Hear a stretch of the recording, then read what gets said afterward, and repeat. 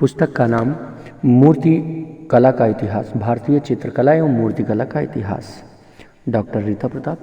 Page number 5, heading है कला के प्रकार। कला के कई प्रकार हैं और इन प्रकारों का परिगणन भिन्न भिन्न रीतियों से होता है।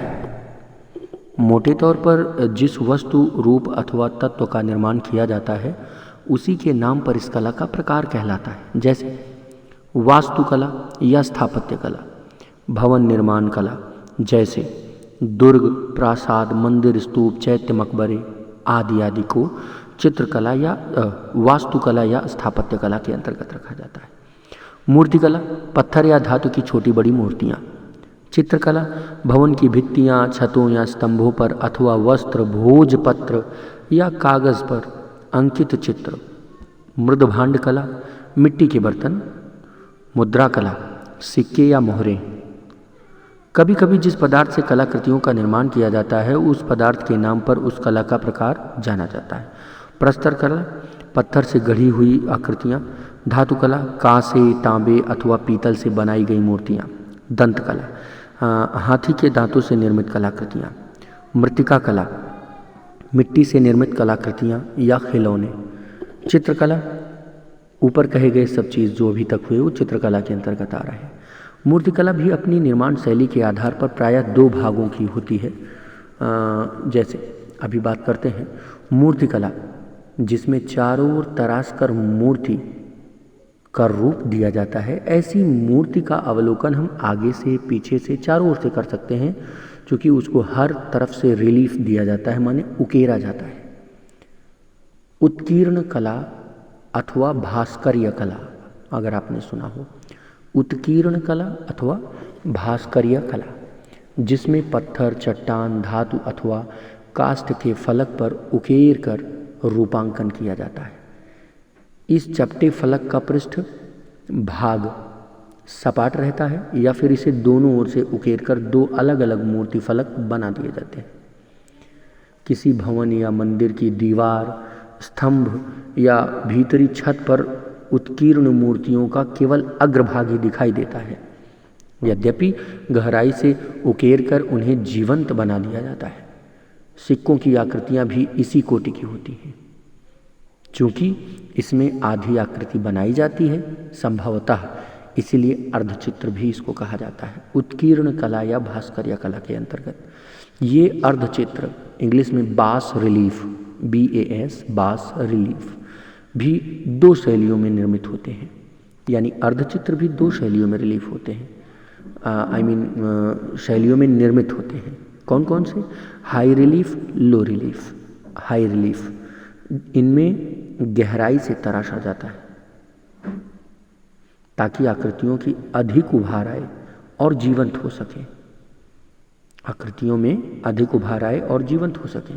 लो रिलीफ दूसरा, इसमें हल्का तराशा जाता है, इसीलिए आकृतियों में चपटापन सा रहता है। अगली हेडिंग है कला की अवधारणाएं, पेज नंबर 6 पर।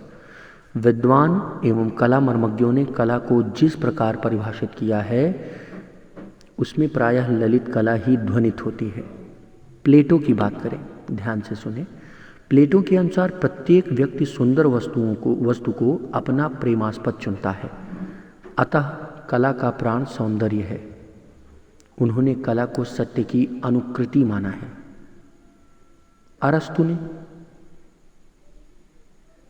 अरस्तु उसे अनुकरण कहते हैं।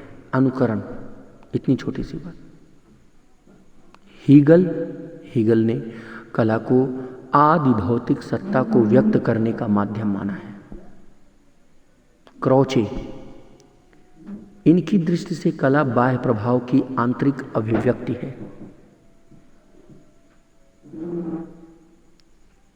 टॉल्स्टॉय, लियो टॉल्स्टॉय, इनकी दृष्टि में क्रिया, रेखा, रंग, ध्वनि, शब्द आदि के द्वारा भावों की वह अभिव्यक्ति जो श्रोता, दर्शक और पाठक के मन में भी वही भाव जागृत कर दे, कला है। फ्रायड ने कला के बारे में कहा, कला को मानव की दमित वासनाओं का उभार माना जाता है। हर्बर्ट रीड, अभिव्यक्ति के आह्लादक या रंजक स्वरूप को कला कहते हैं या कला मानते हैं। कौन? हर्बर्ट रीड अभिव्यक्ति के आह्लादक या रंजक स्वरूप को कला मानते हैं। टैगोर के अनुसार मनुष्य कला के माध्यम से अपनी गंभीरतम अंतर की अभिव्यक्ति करता है। प्रसाद जी, जयशंकर प्रसाद, इनके अनुसार ईश्वर की कर्तव्य शक्ति का मानव द्वारा शारीरिक तथा मानसिक कौशल पूर्ण निर्माण कला है। डॉक्टर श्याम सुंदर दास, जिस गुण या कौशल के कारण किसी वस्तु में उपयोगी गुण और सुंदरता आ जाती है उसको कला की संज्ञा दी जाती है। पीएन चौयल, कला आदमी को अभिव्यक्ति देती है। सिंपल। तो प्रत्येक कलाकृति से कलाकार व दर्शक दोनों को ही यदि एक प्रकार की प्रसन्नता प्राप्त हो तो उसे सच्चे अर्थों में कला की संज्ञा दी जा सकती है। भारतीय कला और संस्कृति का परस्पर संबंध, ये अगली हेडिंग है, पेज नंबर 7, विषय प्रवेश के अंतर्गत। कला मानव संस्कृति की उपज है। इसका उदय मानव की सौंदर्य भावना का परिचायक है। इस भावना की वृद्धि व मानसिक विकास के लिए ही विभिन्न कलाओं का विकास हुआ है। कला का शाब्दिक अर्थ है किसी वस्तु का छोटा अंश। कला धातु से ध्वनि व शब्द का बोध होता है। ध्वनि से आशय है अव्यक्त से व्यक्त की ओर उन्मुख होना। कलाकार भी अपने अव्यक्त भावों को विभिन्न माध्यमों से व्यक्त करता है। कला की व्युत्पत्ति इस प्रकार भी करते हैं या कर सकते हैं। क धन ला, का बराबर कामदेव, सौंदर्य, हर्ष व उल्लास। क और ला मीन्स देना। कलांति ददातीति, कला अर्थात सौंदर्य की अभिव्यक्ति द्वारा सुख प्रदान करने वाली वस्तु ही कला है। आधुनिक कला में कलाओं का वर्गीकरण 2 बिंदुओं पर किया जाता है। एक है उपयोगी कला, दूसरी है ललित कला। उपयोगी कला मानव समाज के लिए उपयोगी होती है और दूसरा ललित कला सौंदर्य प्रधान होती है। ललित कलाओं का उल्लेख प्राचीन भारतीय साहित्य में कहीं भी उपलब्ध नहीं है। अतः ललित कला का नामकरण पाश्चात्य संपर्क की देन है। पाश्चात्य विद्वानों ने ललित कलाओं के अंतर्गत 5 कलाएं मानी हैं। पहला स्थापत्य, दूसरा मूर्ति चित्र, तीसरा संगीत चौथा और काव्य कला पांचवा, पोइट्री जिसको आप कहते हैं।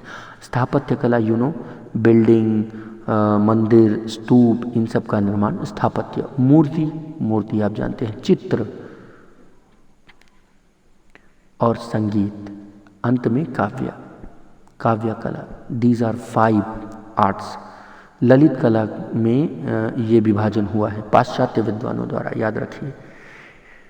इनमें काव्य कला अर्थ प्रधान, संगीत कला ध्वनि प्रधान और अन्य कलाएं रूप प्रधान हैं।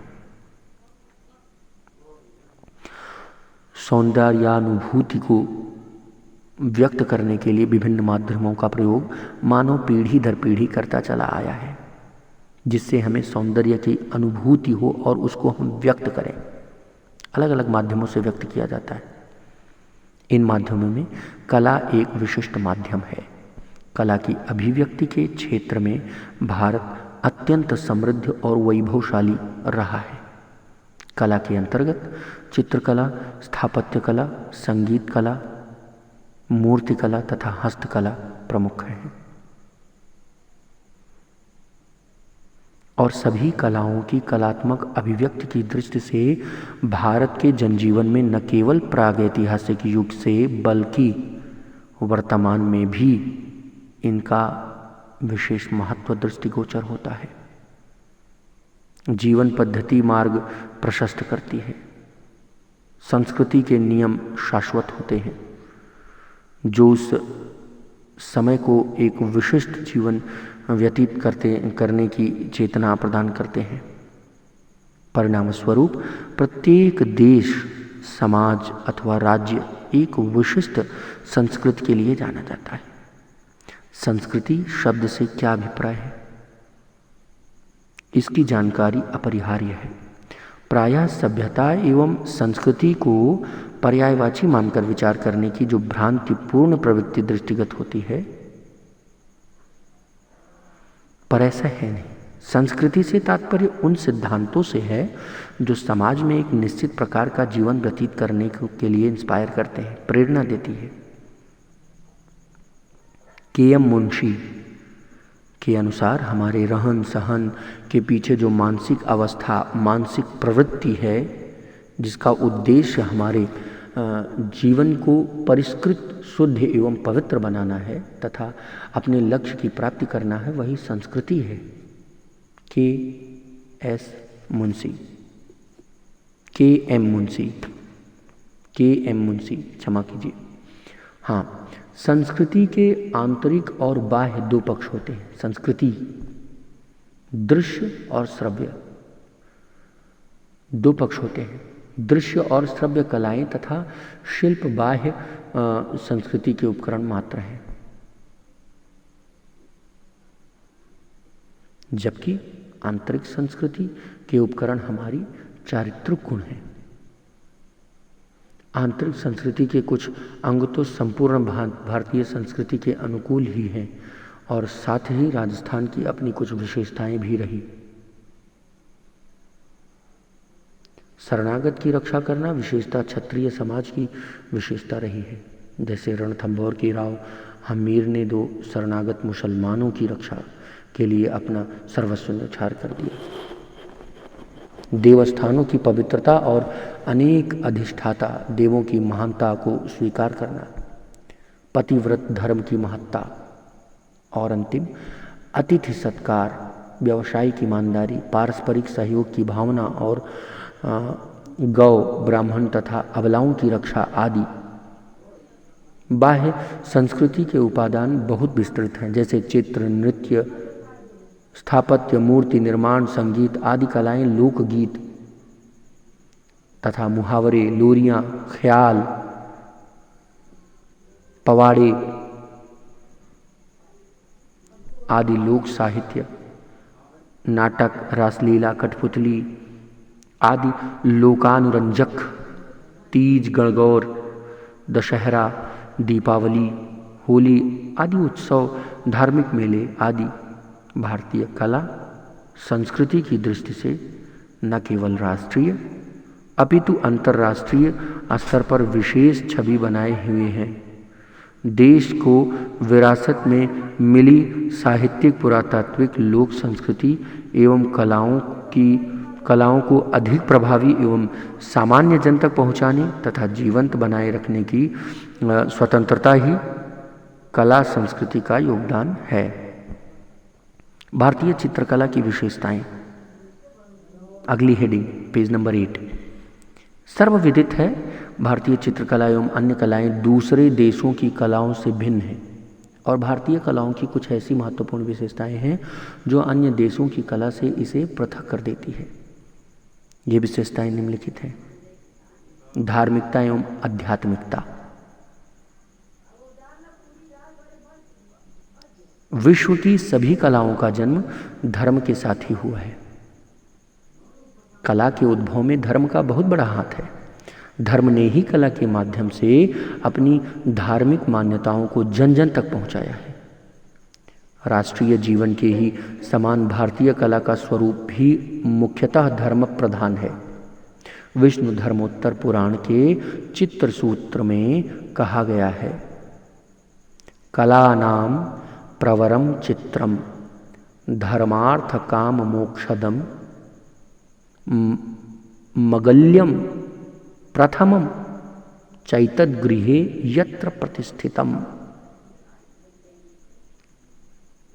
अब आप यही देखें, अजंता, बाघ आदि गुफाओं में बौद्ध धर्म प्रधान चित्रों का अंकन हुआ है।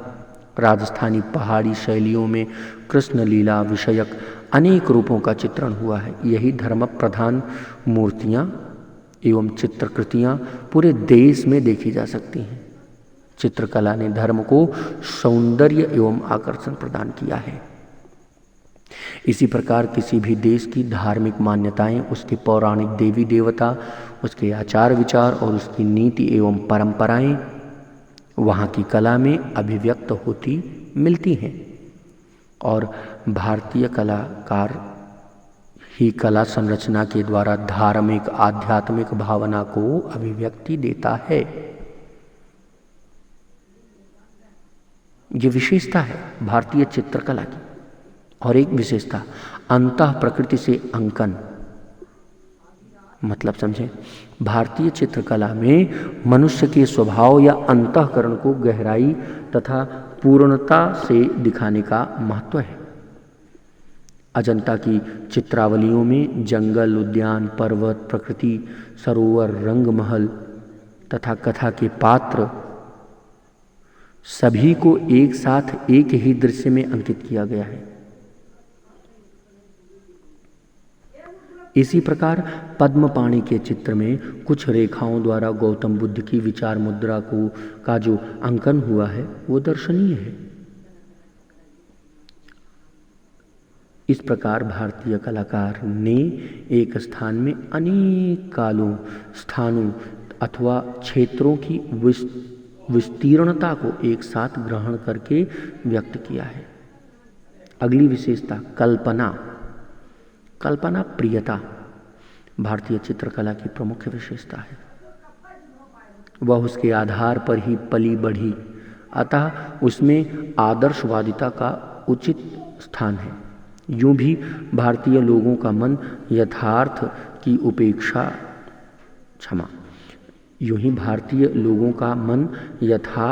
की अपेक्षा कल्पना में अधिक रमा।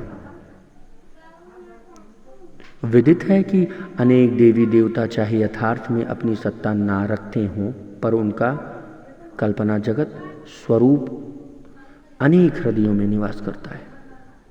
कल्पना का सर्वश्रेष्ठ रूप ब्रह्मा, विष्णु, महेश के साथ में दिखाई देता है।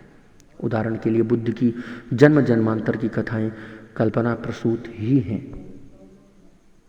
जिस प्रकार सृष्टि का निरंतर सृजन और विनाश, जीवन और मृत्यु का शाश्वत नृत्य है, उसी क्रम में नटराज के स्वरूप को भारतीय कलाकार ने कल्पित किया है। अगली विशेषता है प्रतीकात्मकता। भारतीय कला की एक विशेषता उसकी प्रतीकात्मकता में निहित है। प्रतीक वस्तु और स्थूल पदार्थ होता है जो किसी अप्रस्तुत सूक्ष्म भाव या अनुभूति का मानसिक आविर्भाव करता है। प्रतीक कला की भाषा होती है। सांकेतिक एवं कलात्मक दोनों प्रतीकों का अत्यधिक महत्व है। जैसे स्वास्तिक, सिंह, आसन, चक्र, मीन, श्रीलक्ष्मी, मिथुन, कलश, वृक्ष, दर्पण, पद्म, पत्र, वैजयंती आदि। इसी प्रकार नाग एवं जटाजूट में से निकलती जलधारा शिव का प्रतीक है। मोरपंख एवं मुरली कृष्ण का प्रतीक है। कमल पर स्थित श्रीलक्ष्मी एक ओर संपन्नता का प्रतीक है तो दूसरी ओर पद्मासन पर विराजमान होकर भौतिकता से निर्लिप्त रहने का आशय प्रकट करती है। जल और कीचड़ से जुड़ा रहकर भी पद्म सदैव जल से ऊपर रहता है। उसके दलों पर जल की बूंदें नहीं ठहरती हैं।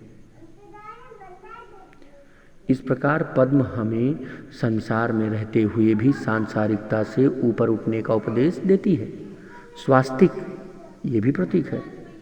इसकी 4 आड़ी खड़ी रेखाएं 4 दिशाओं की, 4 लोकों की, 4 प्रकार की सृष्टि की और सृष्टिकर्ता चतुर्मुख ब्रह्मा का प्रतीक है। इसकी आड़ी और खड़ी 2 रेखाओं और उसके चारों सिरों पर जुड़ी 4 भुजाओं को मिलाकर सूर्य की क्षह रश्मियाँ और इसका प्रतीक माना गया है, जो गति और काल का भी प्रतीक है। यूं भी कलाकार नए नए प्रतीकों को भी उपस्थित करते रहते हैं। उदाहरण के लिए कलाकार ने बौद्ध धर्म में बुद्ध की आकृति के स्थान पर कमल बना दिया था। रंगों के द्वारा भी कलाकार ने प्रतीकात्मा का आभास कराया।